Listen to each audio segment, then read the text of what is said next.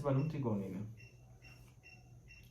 ත්‍රිකෝණයක වර්ගඵලය හොයන්නේ කොහොමද තියෙන්නේ?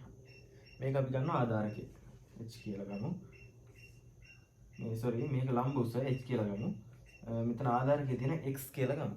එතකොට ත්‍රිකෝණයක වර්ගඵලය හොයන්නේ භාගය වතාවක් ආධාරකයේ කීයද x ලම්බ උස කීයද h. ත්‍රිකෝණයක මෙන්න මේ පාද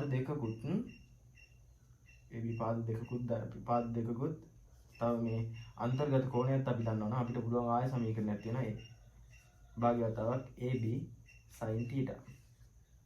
හැබැයි මේකට අපි කෝණය දැනගෙන ඉන්න ඕනේ මේ සමීකරණය යූස් කරන්න. ඊට පස්සේ අපි බලමු ඊළඟට තියෙන එක සමාන්තර ආශ්‍රයක වගේ වර්ගඵල හොයන්න කොහොමද කියලා. සමාන්තර ආශ්‍රයයක් ගත්තාම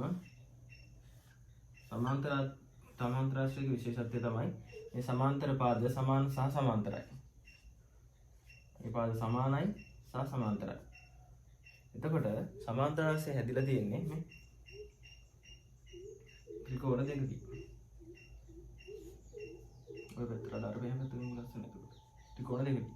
මේ තියෙන ලම්බ උස. අපි ඒකේ ලම්බ උස h කියලා ගමු. ආධාරක පාදේ මේ ත්‍රිකෝණයට ආධාරක වෙච්ච පාදේ මෙන්න මේ ත්‍රිකෝණයට ආධාරක වෙච්ච පාදේ x කියලා ගත්තාම ත්‍රිකෝණයට ආධාරක වෙච්ච පාදේ x කියලා ගත්තාම එක ත්‍රිකෝණයක වර්ගඵලය කොහොමද? භාගයක් ආධාරකයේ කීයද h වැඩි කිරීම ලම්බ උස කීයද? ආධාරකයේ x ලම්බ උස කීයද h. ඔය වගේ ත්‍රිකෝණ මේ සමාන ත්‍රිකෝණ දෙකයි. ඒක වැඩි කරනවා දෙකෙන් මේ වර්ගඵලය. මේක දෙකට මේ දෙක සුළු වෙනවා x වැඩි කිරීම h.